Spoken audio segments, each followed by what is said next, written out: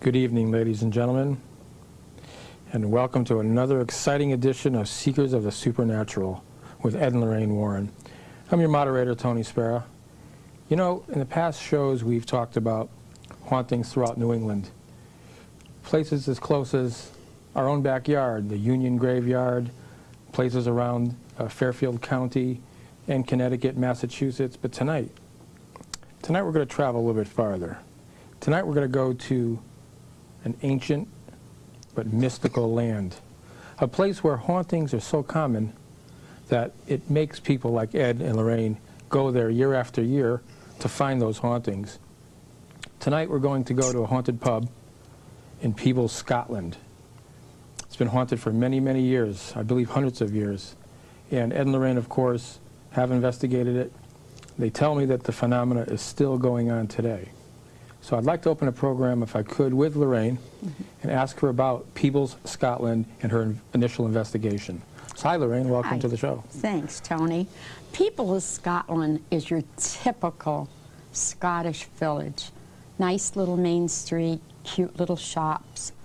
But we chose, the first time we were going there, we had heard about Peebles and about Cross Keys Hotel and pub. And we decided we were going to stay there the night.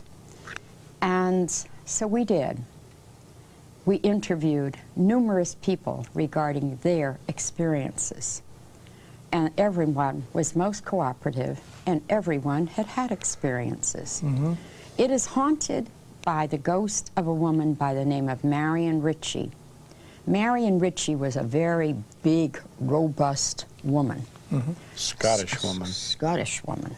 Very rugged. And rugged? Yes, she was. She looks rugged. The Scots are much more rugged than the English, you know. Oh, yes. Once you cross that border, it's like day and night. Well, you know it is, Tony. Sure, the English would love to hear that, but well, it's the truth. it you is know. true. Yes. The English They seem more robust. They do Yeah. seem more robust. More hardy, I guess. Yes. Yeah, the land is.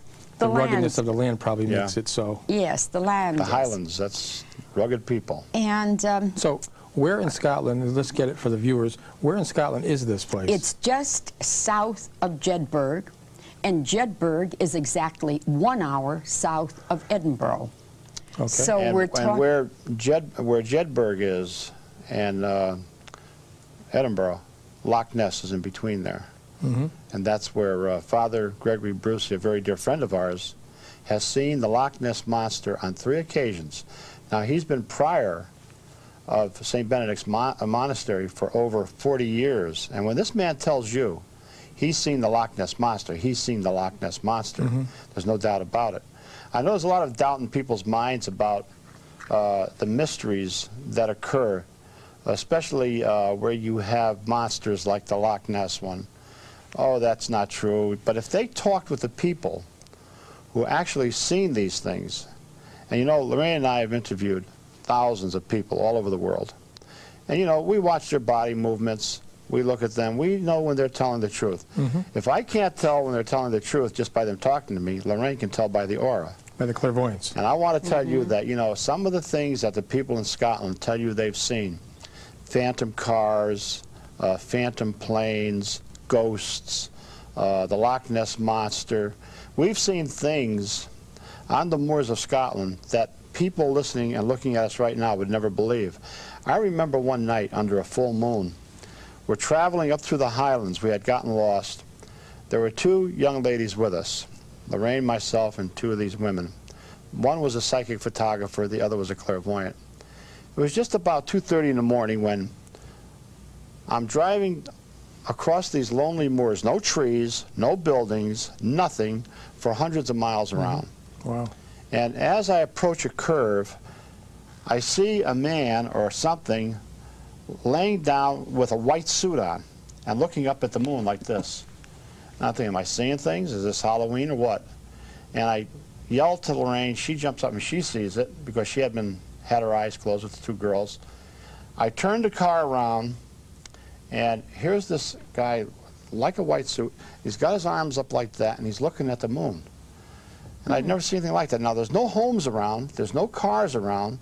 These are the moors of Scotland, very desolate. There's nothing there.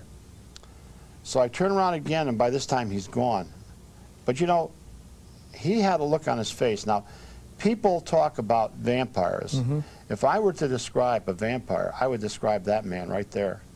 And when they seen it, they couldn't believe their eyes, but he was just gone. He was gone. There was no What did place he look like, Ed?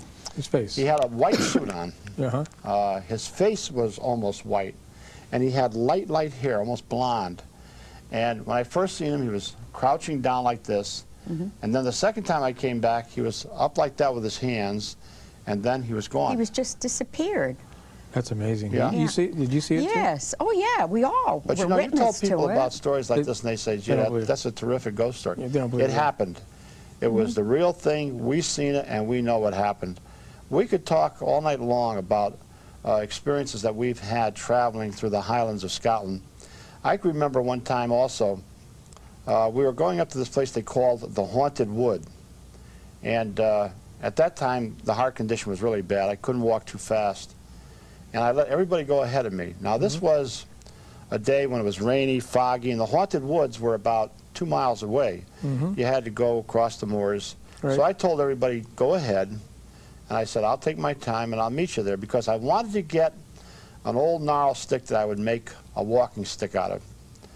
And I started walking, taking my time, and I couldn't see them anymore. They were gone. But all of a sudden, after about a half hour, they were coming back.